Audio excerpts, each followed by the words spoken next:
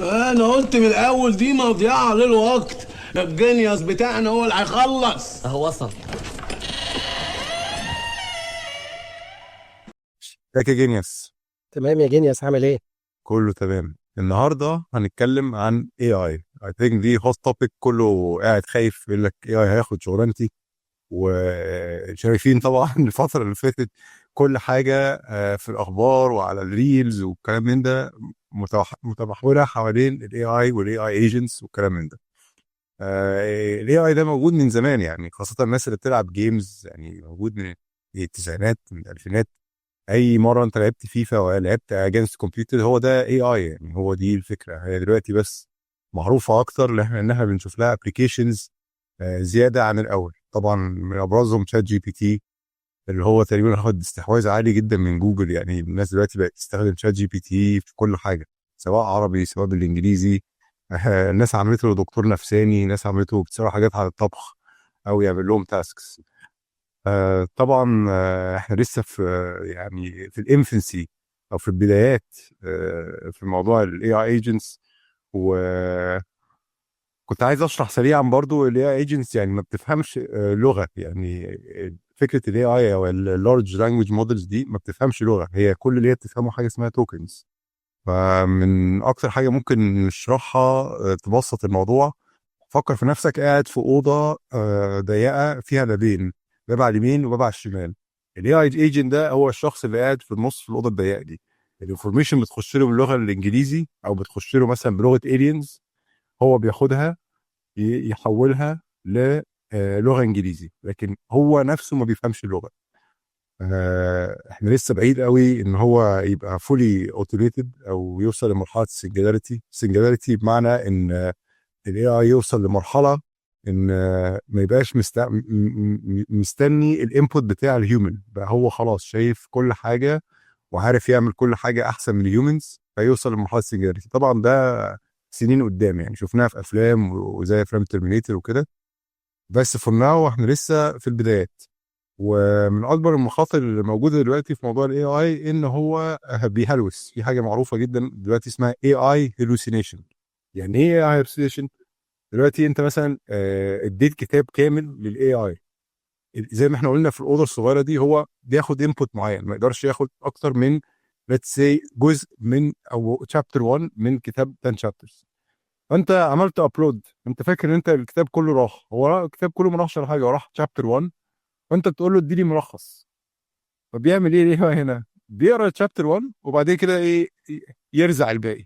بالظبط كده كأنك انت في مصر سايق في حته وتبقى تايه وتسأل حد، عمره ما هيقول لك ما اعرفش. هيقول لك هو قال لك فين، هيقول لك خش يمين خش شمال، بس ما يقول لك ما اعرفش. نفس فكره الاي اي في الهلوسينيشن دي مشكله كبيره جدا بتواجه معظم الشركات اللي بتديفلوب الاي اي ايجنتس، ولسه ما لقاش حل يعني. لان التكنولوجيا ما وصلتش بالمستوى ان الكتاب كامل يستوعب بالاي اي. فهمتك. طب انا يعني هسألك سؤال. يعني انا الاي اي ده ممكن اخش على شات جي بي تي مثلا، اسأله سؤال يسوحني، ولا ايه اللي هيحصل بالظبط؟ لا، لو انت بتساله سؤال واضح ودايركت، لان في حاجه دلوقتي اسمها اي اي برومبتنج، ان انت ازاي بتسال السؤال ده. يعني انا ممكن اكتب مثلا، اساله سؤال اللي هو خد الباراجراف ده او خد الارتكل دي، اعملها لي باتر. ماشي، بس دي حاجه عايمه جدا. فكل ما انت حطيت بارامترز اكتر، كل ما انت حسيت الاوتبوت بتاعه. يعني ايه؟ انا هديله الارتكل دي، هقول له سمرايز في 10 نقط، ما تعملهاش، مش I don't want it to sound like AI، خليها تساوند زي الناس، زي البني ادم. وعايزك تدور لي على النقاط اللي هي فيها ريسيرش بيست في الارتكل دي. فانت كده حجمته اكتر، اديته باريرز يمشي عليها، فالاجابه هتبقى احسن. طيب لكن امتى تسوح؟ قول تاني. امتى ممكن يسوحني بقى؟ يسوحك لو انت بقى اديته مثلا كتاب 20,000 صفحه، لا هيسوحك. يعني حصل اكشلي من قريب في امريكا، كان واحد رايح المحكمه وقرر ان هو يستخدم شات جي بي تي ان هو يحاول يلاقي ان هو يحاول يلاقي قضايا قريبه من القضيه بتاعته، والقضايا اللي قدمها للمحكمه كانت كلها فابريكيتد، كانت كلها مش اصليه، وطبعا حطت البني ادم ده في مشكله ان هو بيكذب على المحكمه، وهو ما كانش يعرف لان ده اي اي هيلوسينيشن. طب انا هقول لك على حاجه، انا ملاحظ دلوقتي احنا داخلين في حته الاي اي ايجنت. ممكن تقول لي رايك في حته الاي اي ايجنت دي وتاثيره ايه على على وظيفه مثلا زي وظيفه الكاستمر سيرفيس؟ طبعا ما يعني في الوظائف عامه، يعني الوظائف اللي هي كاستمر سيرفيس، طبعا هي ايجنتس بتلعب دور كبير جدا، وبتشوفها كتير في الشاتنج ايجنتس سبيشلي في اي ويب سايت، طبعا من ابرزهم امازون، ولا اي سبورت من ايفن على تويتر حتى، يعني هتلاقي السبورت دايما بيبقى اي ايجنت، غير لو انت طلبت منه ان انت عايز تكلم بني ادم. هل هو efficient؟ طبعا، خاصة ان معظم الناس بتخش تسأل اسئلة عادية بدل ما تقرا اللي هي الحتة بتاعت frequently asked questions، الاسئلة المتكررة يعني. ده بيخش يسألوا الايجنت ده، فساعتها بيبقى فعلا بينجزك. وانت ممكن كشخص جينيوس تبقى عندك الاي اي ايجنت بتاعك، يحجز لك السينما بتاعتك، يحجز لك التذكره. شفناها في تشات جي بي تي، عامل فيتشر جديده اسمها اوبريتور، ان هو بيستخدم البراوزر بتاعك. لو انت عايز تحجز مثلا اوتيل في بلد ما، تقول له انا عايز احجز اوتيل ب5 اشخاص، هات لي احسن ديل. يروح يحجز لك الطياره والاوتيل وكل الاكتيفيتيز انت عايزها، ويرجع لك فعلا. ففي الحته دي يعني اشوف ان الكاستمر سيرفيس زي ما انت بتقول ممكن يتيك اوفر باي اي اي.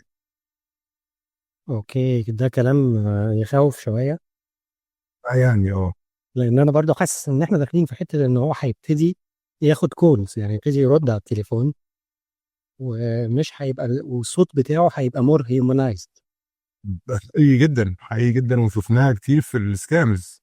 يعني من اشهر السكامز اللي بتحصل اليومين دول، سبيشلي الناس اللي مسفره عيالها بره، تلاقي جاي لهم تليفون نفس صوت ابنه او اللي بنته: يا ماما الحقيني، انا محتاجه فلوس، حولي لي على ده. وبعد كده يكتشفوا ان دي كانت سكام من اي اي ايجنت عامل نفس صوت الابن او البنت للاهل اللي هم بيحولوه فاكرين ابنهم في خطر. بعدين يكتشفوا انها كلها كانت فابريكيتد مش اصليه يعني. فهي طبعا ليها بروز وكونز يعني، بس لسه الموضوع ما اتحكمش قوي، لان الدنيا لسه اللي احنا بنسميه في emerging ماركت، اللي هو لسه التكنولوجيا عماله تتطور بسرعه كبيره جدا، فلسه ما فيش رولز للموضوع.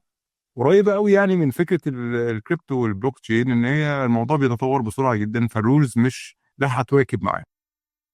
بالظبط. بمناسبه بقى موضوع البلوك تشين والاي اي، فاحنا ممكن نتكلم في حته بقى ازاي الكريبتو والبلوك تشين تكنولوجي مع الاي اي هتودينا في حته تانية خالص. يا ريت. انا دلوقتي نفترض ان انا صاحب شركه وعايز يبقى عندي الاي اي بتاعي. انا محتاج اعمل حاجتين: محتاج ادرب الاي اي ده، ومحتاج كومبيوتنج باور، يعني محتاج الاي اي ده يبقى عنده بروسيسور بيستعمله عشان يحسب ويطلع لي انسرز. فالبلوك تشين هنا بتعمل ايه بقى؟ تخيل ان انا دلوقتي مش محتاج اصرف على داتا سنتر ولا على كلاود، وكل اللي محتاجه ان انا استغل البلوك تشين تكنولوجي بس. هي اللي تعمل لي، هي اللي تديني الباندويث، وهي اللي تديني الكمبيوتنج باور، وهي دي اللي تعمل لي كل حاجه انا عايزها. والاي اي بتاعي مش بس يتعلم ثرو البلوك تشين، لا كمان يتعلم من الاي اي ايجنتس اللي اوريدي افيلبل على البلوك تشين دي. فدي حاجه دلوقتي بتحصل في على يعني انا عشان كده بحس ان البلوك تشين والاي اي مع بعض هيبقوا very very very powerful in the future. طب يعني عايز اسالك سؤال دلوقتي، مثلا عشان استخدم الفيتشرز اللي انا اتكلمت عليها، اللي هي مثلا الاوبريتور، او اخلي يبقى عندي اي اي ايجنت، او موضوع مكلف جدا يعني، عشان استخدم الفيتشر دي في شات جي بي تي باولموست $200 في الشهر، ان انا استخدم اللي هي الاكسترا فيتشرز، اللي هي ان انا يبقى عندي ايجنت واسخره انه يعمل لي حاجات. هل على البلوك تشين الموضوع ده ارخص؟ الموضوع ده ببلاش حضرتك على البلوك تشين. يعني مثلا خلينا نتكلم على بروجكت زي دينس اي اي. دينس اي اي بيديك فري اكسس على الديب سيك، واو. وكمان بيستعمل اي ثينك عامل بريدجنج مع شات جي بي تي كمان. اه. ومش هو مش ده البروجكت الوحيد على البلوك تشين اللي بيعمل كده. يعني اي ثينك في بروجكتس على البلوك تشين زي مثلا ريندر وايسر، دول بيدوك كومبيوتنج باور وعندنا حاجه زي جراس على سولانا. جراس ده بيديك باندوتس لو انت عايز تدرب الاي اي بتاعك. فانت دلوقتي مش محتاج تصرف الاف الدولارات في داتا سنتر ولا في كلاود. انستد هتستعمل السيرفيسز اللي موجوده على البلوك تشين دي باقل الاسعار، وهتاخد منها نفس الكواليتي. طب ده كلام جميل ده. عايزين معلش قول تاني. لا لا، اتفضل يا باشا اتفضل. لا بقول لك ده كلام جميل ده. عايزين يمكن بقى في حلقات جايه نركز اكتر على البروجكتس اللي هي بتعمل الكلام اللي انت بتقوله ده، لان اعتقد دي حاجه مفيده يعني. اه اكيد هنغطيها، هنغطي كل بروجكت نتكلم عنه بالتفصيل يعني، ونقول بيعمل ايه بالظبط ان شاء الله في الحلقات اللي جايه يا جينيس. خلاص كلام جميل. كالعاده سعدت بلقائك جدا، وهنتكلم انا اكتر يا حبيبي. تاني اكيد. اكيد يا باشا.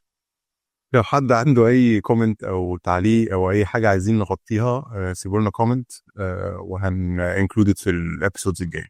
شكرا. حبيبي يا جينيس، يلا مع السلامه.